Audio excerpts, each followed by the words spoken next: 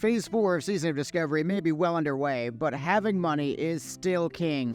Getting an epic mount, the 0.5 gear, all those really expensive raid consumes. But the problem is that incursions are completely dead as a gold maker.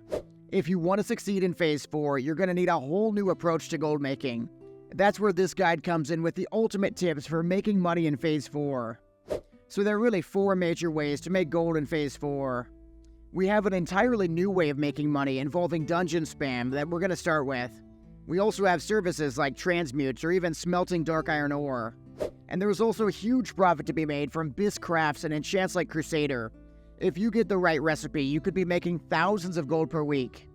Finally, we're going to be covering some really easy auction house flips you can be doing every single day for free money. So starting off with our newest gold maker, we have dungeon farming. And this is really the best way to start your epic mount farming journey. When you farm endgame dungeons like Scholomance, you're getting major mana pots, you're getting dark runes, and you're even getting tier 0.5 gear you can sell in the auction house. I've sold some pieces like the Gauntlets of Elements for over 200 gold, or the Shadowcraft gloves for over 100 gold profit. Don't sleep on the new Demon Falls Canyon dungeon either. I've had multiple guildies tell me they got Eye of Shadow drops from the new DFC dungeon, so there's some insane profit there if you get lucky. But it's not 2019 anymore, so you don't just have to pray to the RNG gods if you want to get money.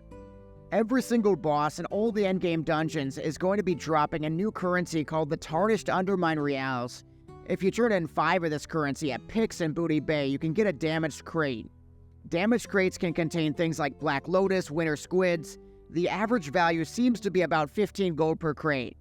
The thing is, you can get 83 reals per day if you do every single dungeon, and that would be over 250 gold per day. With a gamer group, you could be doing all the dungeons in about 5 or 6 hours. That's a very respectable 50 gold per hour, not even including all the drops you'll get.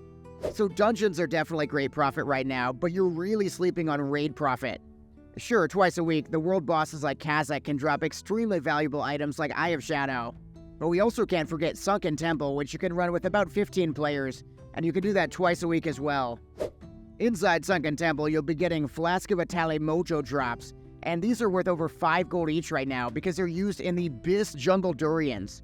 1 Atali Mojo turns into 20 Jungle Durians, and those are definitely the Bis water for every single caster. The Mojos and the Nightmare Seeds are also used in the Bis Shoulder enchants for every single player as well.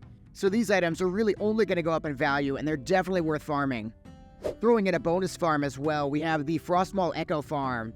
You need to do the Cache of Moari quest first, but then your guild can go out and farm these echoes from the Frostmaul Giants, and you could easily make a few hundred gold in just one night. So we've talked farming, now let's talk about some services you can do to make insane gold. If there's one gold maker that's really paid for my epic mount at Phase 4, it's gotta be Alchemy transmutes. Arcanite bar transmutes can be done once every 2 days, and they are absolutely printing me money. Because I've done the Transmute Mastery quest in Tanaris, I'm routinely getting 200 gold in profit from one transmute. In fact, my last 2 transmutes cost me about 50 gold total, and I made over 400 gold. Your characters only have to be level 41 for transmutes, so I highly recommend you make all your alts Alchemy Transmute Masters so you can start pumping money. Also, don't sleep on the other transmutes. For example, Undead to Water is like 27 gold profit right now. The benefit of doing these transmutes is that there's only a 1-day cooldown on them too. What's really cool about Alchemy transmutes is that you can actually combine them with another profession as well. So for example, you could combine them with leatherworking and the salt shaker. So every 3 days, you can make about 60 gold with the refined deep rock salt. Alternatively, you could do mooncloth and make about 20 gold every 4 days. It's not as good, but if it's on all your alts, it's still really nice free money. So while we talk services, there are a number of ways you can actually sell convenience and save players time to make free money as well. Especially on the Horde side, we have some really frustrating travel. Between Kargath and Orgrimmar, it's just a nightmare.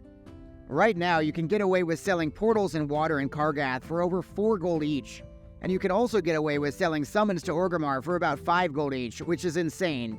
Talking Orgrimmar, if you want to make money like my friend Jim does, he unlocks people's boxes in Orgrimmar in his rogue and makes about 10 gold per hour in between AV queues. Another trending rogue service, if you have mining, is to smelt dark iron bars.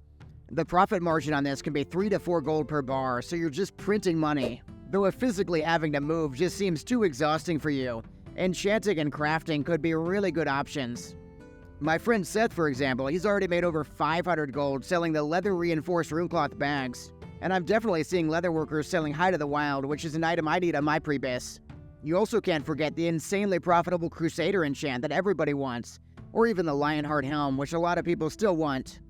So making money in Classic, it really wouldn't be complete without some big auction house shuffles and flips. The first flip I found is with the Tier 0.5 dungeon gear. So every single class, 3 of their 8 Tier 0.5 pieces are actually bind and equip. I've made an auctionator list and I put in the document below the video that you can import so you can check all the different prices and start flipping these items.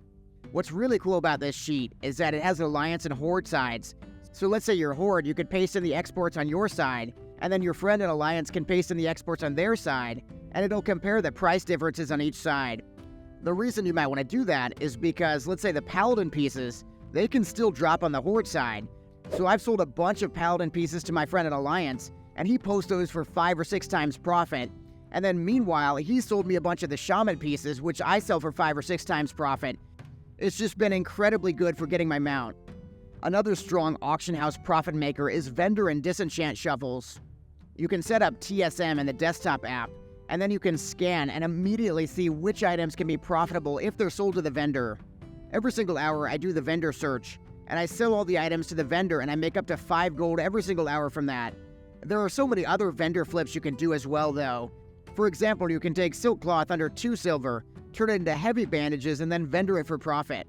I'm going to link my profitable Phase 4 vendor flipping guide so you can get all the different items you can craft and sell to the vendors for profit.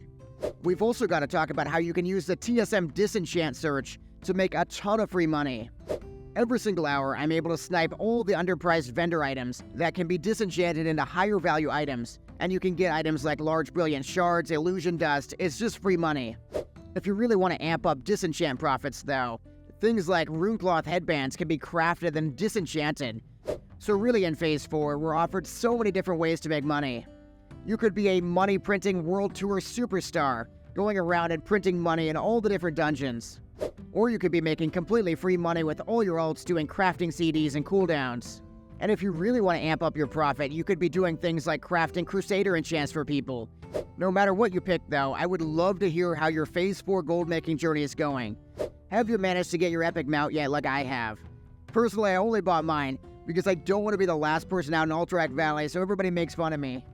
Anyways, thank you so much for watching. Make sure to keep it here and subscribe for way more gold making content. Click on this screen right now for my ultimate pre-bis farming guide. It's got a bunch of tips nobody's talking about.